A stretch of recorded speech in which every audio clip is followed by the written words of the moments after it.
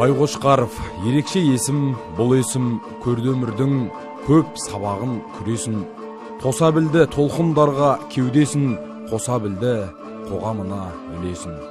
Ерекше есім, ерен есім, бұл есім деп наршақын кезінде тебірене жырлады. Сөз өнеге, ісі үлгі болған азамат бүгінде абыз ақсақал. Еңбек ардагері Берден Байқошқаров 80-нің сеңгіріне көтерілді. Әкенің орны ол кісінің бойында мен таңғалатын бір ерекше белгілерді байқайтынмын. Өмірі бетімнен қағып көрген емес, бір шапалағы тиіп көрген емес, әй мынауың қалай деген емес. Кісі ақылыммен байғыннан көрі өз ақылыммен кедей болғанды қалаймын.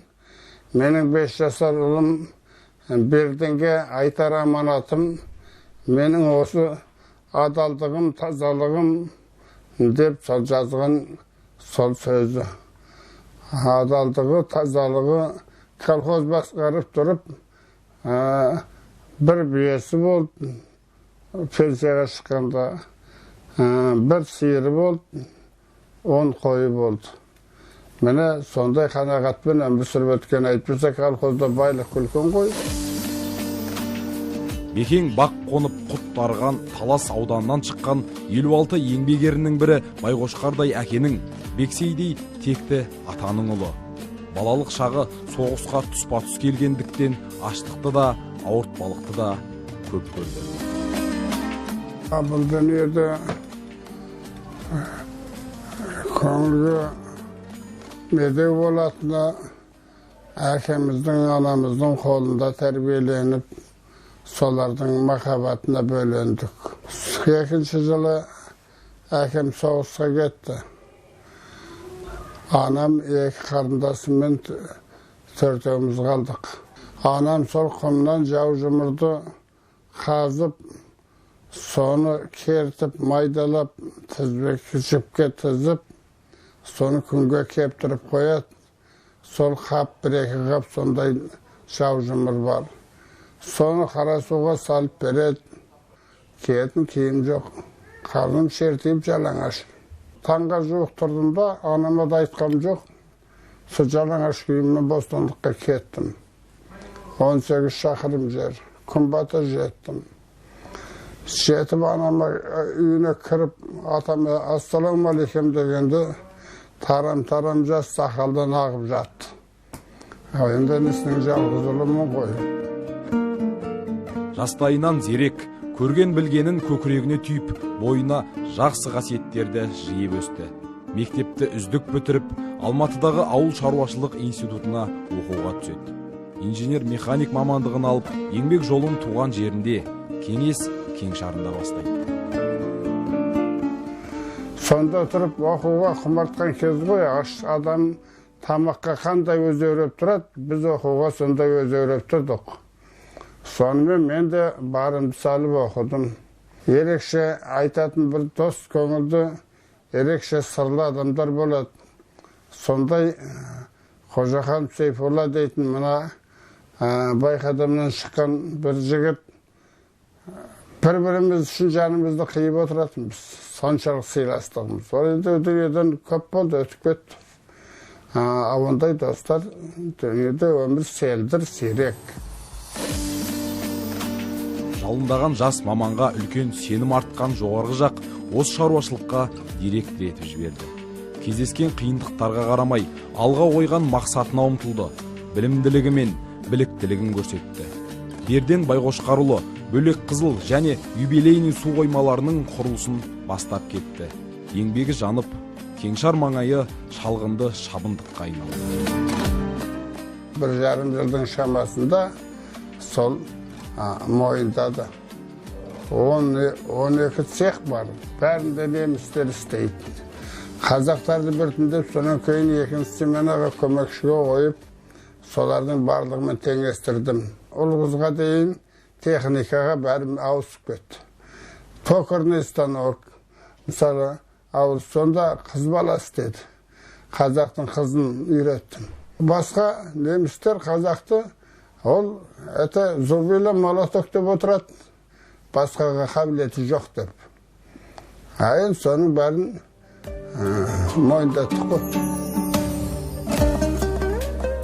Сарысу аудандық партия комитетінің екінші хатшысы болған жылдары елдің ертеңі үшін жасанды көлдер құрылысына басшылық етті. Бүркітті Жданов атындағы су қоймалары қазір екі шаруашылыққа пайдасын тигізіп отыр. Атқамінердің бәрі ат шулы бола бермейді. Аттан түскен күні ақ аты шықпай қалады. Ал енді екінші бір басшылар болады. Қызметтен келсе де ел есінде есімі ескірмей елең еткізіп тұрады. Берден Байқошқаров сол санаттан. Өтеулі Досыбиев.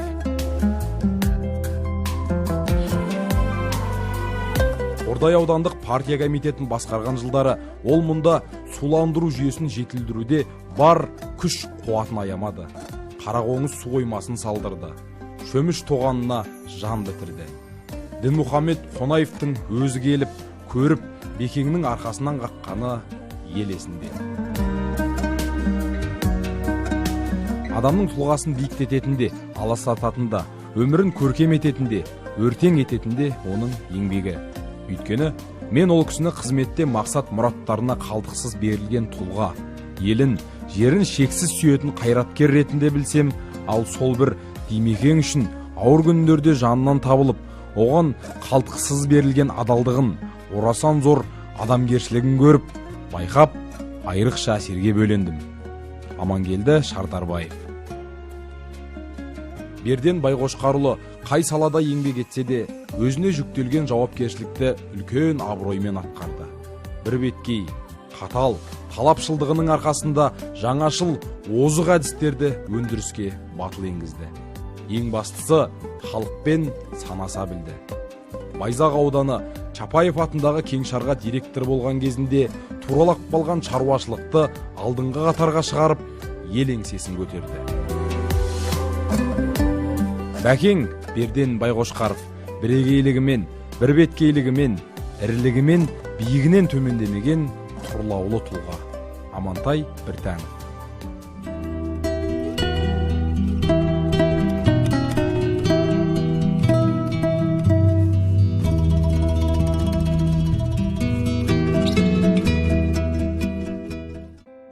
Тұңғиық көзіңдегі бөлендім шапағатқа, бұл нәзік сезімбеді, бұл әлде махаббат па дегендей, бір-бірін құлай сүйген екі жастың махаббаты бас қосуға қадам жасатты. Ауыл шаруашылық институтының үздік студенті Берден Байқошқаров Сұлуару Сәбираға үйлену тойы жақындағанда жамбылдық ақын жігіт Абдрахман Асылбековке жыр жазшы деп қолға салды. Жас жұбайларға арналған бүгінгі жар бірінші рет осы тойда орындалған еді. 59 жылы Абдрахман Асылбековті жинап алып, ауылдың балаларының бәрі. Мынау Сәбира мен Берден үйленейін деп жатыр.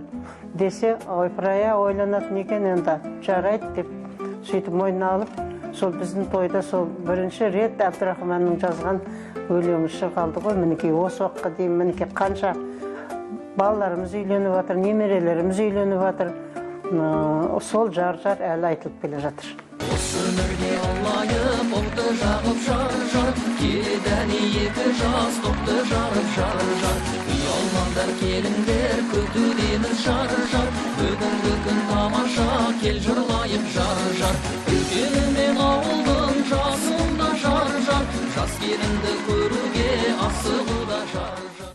Бойындағы қазақ әйеліне тән асыл қасиеттер Сәбирадай ананы тасытпады, үлкенге құрметпен, кішіге ізетпен қарады. Қазақтың талай жақсылары мен жайсаңдары дастарханнан дәм татқан берекелі қара шаңыраққа айналды. Өзгелерге үлгі өнеге болды. Міне отасқанымызға, осы кісімен өмірді бірге кешкенімізге, осындай жардың қасымызда болғанына, осынша ұрпақты өндіргеніне, оларды тәрбиелеп жеткізгеніне шексіз бақытқа бөленген біз деп, міне сондықтан да өзіміз солай сезінеміз. Сәбира сұлу, бұл ерекше адам. Бұның бойындағы қасиет, ұлылық, адамгершілік, ағайынның арасын татуластырып, ынтымақтастырып, жалғастырып, құда жекжаттың арасын жалғастырып жүрушілік бұл кісінің үлкен бір ерекше бойындағы қасиет. Адам өзінің несімен сымбатты, ер азамат өзінің жарымен сымбатты. Міне дүниеде осы бір-бірімізге таяныш болып, кешегін жас болдық, қызмет жасадық елімізге, жұртымызға, отанымызға. Ал бүгінгі күні міне жаңа гүлдеген көктемнің әр кезін басымыздан өткеріп, бай шежегін көлін көріп өмір сүріп жатырмыз. Бүгінде өмірдің ыстық суығын бірге көріп келе жатқан асыл жарымен ұлдарын ұяға, қыздарын қияға қондырған немере шөбере сүйген бақытты ата, бақытты әже. Балаларының жақсы адам болып қалыптасуы Бекең мен Сәбира ананың өнегелі тәлім тәрбиесінің жемісі.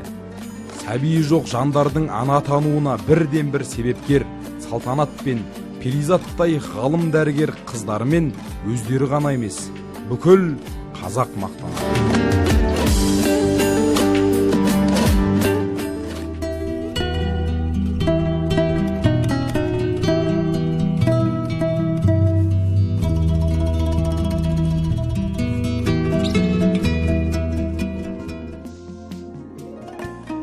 О баста әдебиетке жаны жақын Бекеңнің қаламынан туған Қордайдың бүгіні мен ертеңі, көш елі, Дешті Қыпшақ даласы, Үйсін күнбилері, Авестадан Алашқа дейін атты тарихи танымдық кітаптары ғалымдардың назарын аударды.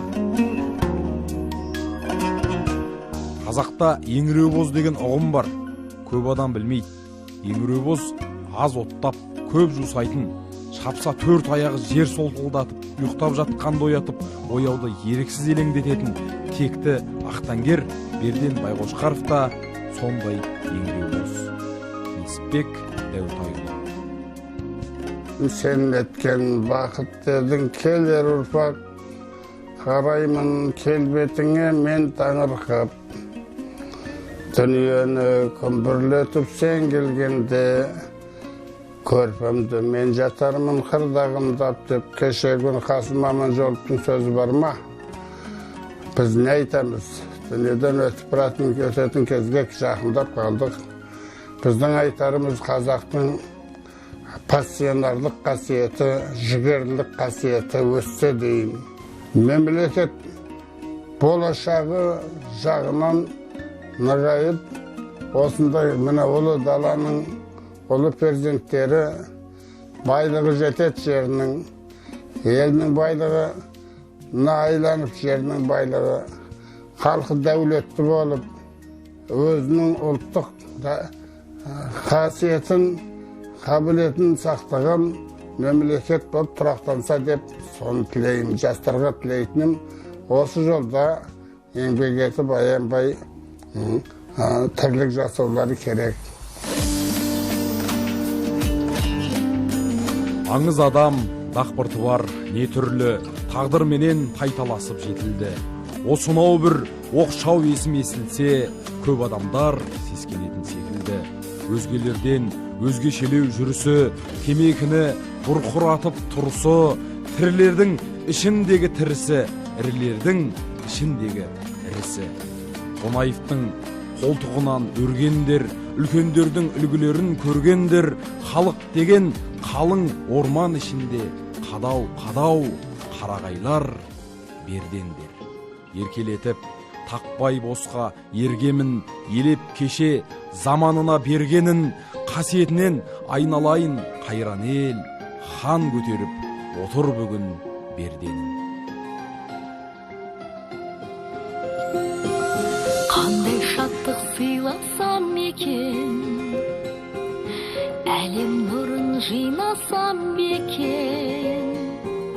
Ол қыздарың жанымда, ай күн алақанымда, алтын тойын қанат қағуда. Ол өсірдім сендерге қарап, қыз өсірдім толымын тарап. Менің ғазиз мекенім, сенен үлгі етемін, қартаюдың өнер екенін. Шашылайын